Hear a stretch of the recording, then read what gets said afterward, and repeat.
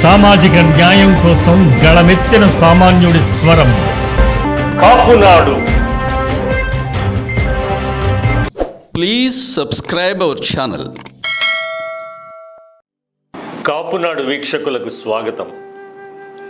మన సామాజిక వర్గంలో జన్మించి 2 శతాబ్దాలకు పూర్వమే ఈస్ట్ ఇండియా కంపెనీ వలస పాలకులపై పోరాటం చేసిన ఒక మహా వ్యక్తి చరిత్రను మీకు పరిచయం చేస్తున్నాం. ఆయనే గాజుల లక్ష్మీ నరసు చెట్టి. గాజుల లక్ష్మీ నరసు చెట్టి వలస ప్రభుత్వ ప్రజా వ్యతిరేక చర్యలపై పోరాటం జరిపిన ధీశాలి. ప్రజాస్వామ్య వ్యవస్థ కోసం గళమెత్తిన ధీరుడు. ప్రజా హక్కుల కోసం అవిశ్రాంతంగా శ్రమించిన తొలి ప్రజా పోరాట యోధుడు. మద్రాస్ 300 సంవత్సరాలు పూర్తి చేసుకున్న సందర్భంలో భారతదేశంలో తొలి ప్రజా పోరాట యోధుడని కీర్తి గడించాడు. భారతదేశ స్వాతంత్ర సమరాలకు అంకురార్పణ జరగక ముందే దేశ ప్రజల హక్కుల కోసం ఈస్ట్ ఇండియా కంపెనీ అరాచక పాలనపై శంఖారావం పూరించాడు. వీరి కుటుంబం ఆంధ్రప్రదేశ్లోని మచిలీపట్నం నుండి మద్రాసుకు వలస వెళ్ళారు. మద్రాస్ ప్రెసిడెన్సీలో గొప్ప వ్యాపారులుగా గుర్తింపు పొందారు. 18వ శతాబ్ద ఆరంభానికి వలస వచ్చిన కుటుంబాల్లో వీరు ఉన్నారు. గాజుల నరసు చెట్టి గారిది సంపన్న కుటుంబం. వీరు బలిజలుగా లేక బనజీలుగా నామాంతరం చెంది కర్ణాటక, తెలుగు మండలాల్లో ఉంటూ వచ్చారు.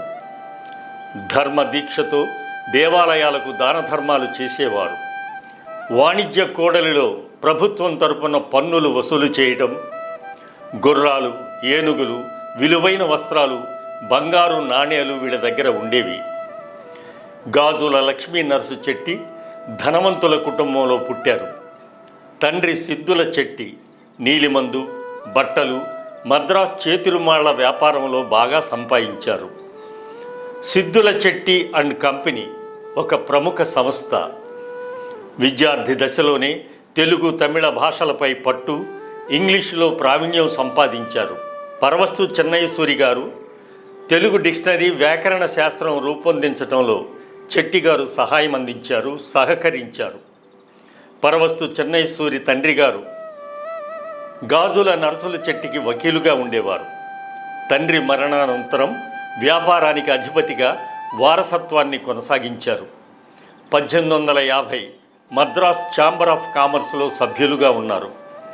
ఆనాటి దక్షిణ భారత సమాజంలోని మేధావులు, విద్యావంతులు, అధికారులు వీరిని ఒక ప్రముఖుడుగా గుర్తించారు. 1854లో బ్రిటిష్ ప్రభుత్వం ఆయన్ను రాజద్రోహిగా పరిగణించింది. పత్రికా రంగంలో పరిశోధనాత్మక జర్నలిజాన్ని ప్రవేశపెట్టిన మొట్టమొదటి వ్యక్తి. సామాజిక సంక్షేమం ప్రధానంగా భావించేవారు. సామాన్య ప్రజల హక్కుల రక్షణకు ప్రభుత్వంపై పోరాటానికి దిగారు. పన్నుల బాధ నుండి విముక్తి కొరకు లండన్ నగరం వరకు తన నిరసన గళాన్ని వినిపించారు. ప్రజా ప్రాతినిధ్యం కొరకు ఎన్నిక విధానాన్ని అమలు చేయమని తన వాదనలు గట్టిగా వినిపించిన ప్రజాస్వామ్యవాది.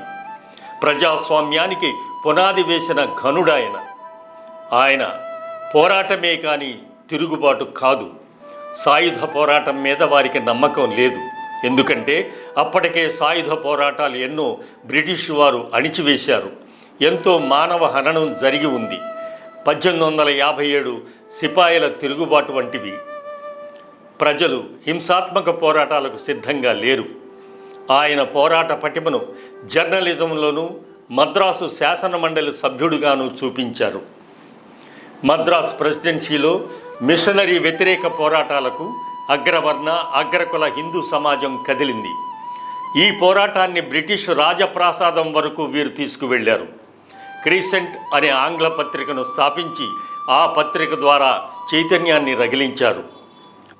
తన ధనమంతా ప్రజా సంక్షేమ కార్యకలాపాలకు వినియోగించారు. 1863లో మద్రాసు శాసన మండలి సభ్యుడిగా నియమించబడ్డారు. సంపన్న కుటుంబంలో పుట్టి లేమిలో వెళ్ళిపోయిన గొప్ప ప్రజానాయకుడు గాజుల లక్ష్మీ నరసు చెట్టి. మత మార్పిడి, మత వివక్షత, ఆస్తి హక్కులు, హిందూ మత సంస్థల నిధుల మళ్లింపు అనే సమస్యల మీద ఒక దశాబ్ద కాలం తన పోరాటాన్ని కేంద్రీకరించారు. ఆనాడు 1846లో బైబిల్ను పాఠ్యాంశంగా చేర్చాలని అనుకున్నప్పుడు వివాదం జరిగింది.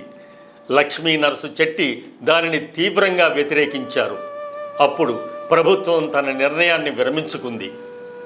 హిందూ దేవాలయ నిధులను మద్రాసు ప్రభుత్వం దారి మళ్లిస్తోందని, ఈ నిధులను స్థానిక నమ్మకాలకు, ఆచారాలకు వ్యతిరేకులైనటువంటి శక్తులకు అందిస్తోందని తెలుసుకొని వారి ప్రచారాలను తిప్పికొట్టడానికి క్రీసెంట్ అనే పత్రికను స్థాపించారు.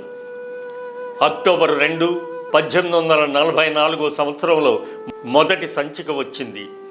దాని అచ్చు పనుల కోసం హిందూ ప్రెస్ అనే ముద్రణాలయాన్ని స్థాపించారు. ప్రభుత్వ రహస్య సమాచారం కొరకు ప్రభుత్వ ఉద్యోగులనే నియోగించారు. అనేక సభలను నిర్వహించారు. బలహీన వర్గాలు, అట్టడు వర్గాల ప్రజలు వేలాదిగా సభలకు వచ్చేవారు. విస్తృతంగా అన్ని ప్రాంతాలలో ప్రజల బాగోగులు పరిశీలించడానికి 1852లో మద్రాస్ నేటివ్ అసోసియేషన్ని స్థాపించారు. కడలూరు, తిరునల్వేలి, తిరుచునాపల్లి, సేలం, చీరాల, గుంటూరు, నెల్లూరు ప్రాంతాలలో కార్యాలయాలు పెట్టారు. అనాలోచిత పరిపాలనా నిర్ణయాలు ప్రజలను, రైతులను ఎలా ఊబిలోకి నెట్టేశాయో, పన్నుల రూపంలో దోపిడీ, ఆర్థిక దోపిడీ ఎంత ఘోరంగా ఉందో, అధికారుల అవినీతి, స్పందన లేని అధికార గణం గురించి స్వదేశీ సంఘం మహజరు సమర్పించింది. అందుబాటులో అందరికీ విద్య రావాలని పోరాడారు ఆయన. బొబ్బిలి, వెంకటగిరి, శ్రీకాళహస్తి, బనగానపల్లి, మచిలీపట్నం, దివిసీమ, కొత్తపల్లి, పొంగనూరు జమీందారుల దోపిడీపై ఆయన పోరాటం సాగించారు. 1831లో రాజమండ్రి ప్రాంతంలో ఈస్ట్ ఇండియా కంపెనీ ప్రభుత్వ కర్మాగారాలు మూసివేసింది. మగ్గాలపై పన్ను విధించింది. దీంతో అనేక కుటుంబాలు చితికిపోయాయి. వృత్తి పన్నుకు తోడు ఉప్పు పన్ను ప్రజల వెన్ను విరిచింది. ఈ దోపిడీ విశ్వరూపం చూపించింది. ప్రజా వ్యతిరేక పన్నులపై పోరు సల్పడమే మద్రాస్ స్వదేశీ సంఘం యొక్క ప్రధాన లక్ష్యం. వారు నూతన పద్ధతులలో తమ పోరు సాగించారు. ఈ పోరాట ఫలితంగా 1855లో భూమి శిస్తు కొంతమేరకు తగ్గించారు కంపెనీ వారు. శాసన మండలిలో, ప్రభుత్వ సంస్థలలో, పాలక మండలిలో స్థానికుల సభ్యత్వం పెంచాలని పోరాడారు ఆయన. మద్రాస్ గవర్నర్ చెట్టిగారిని అనేక సెలెక్ట్ కమిటీలలో సభ్యునిగా నియమించారు. పత్రిక నడపడం, దీర్ఘకాలం ప్రజా పోరాటాలలో ఉండడంతో ఆర్థికంగా చితికిపోయారు. తంజావూరు మహారాజు భార్యల దురవస్థను చక్కబరిచారు. మైసూరు మహారాజా సంస్థానాన్ని ఈస్ట్ ఇండియా కంపెనీ ఆక్రమించకుండా కాపాడారు. కుల భావనను నిరసించారు. మత ద్వేషాలను ద్వేషించారు. కుల మత ప్రసక్తి లేకుండా ప్రజా సమస్యలపై నిరంతరం పోరాడారు.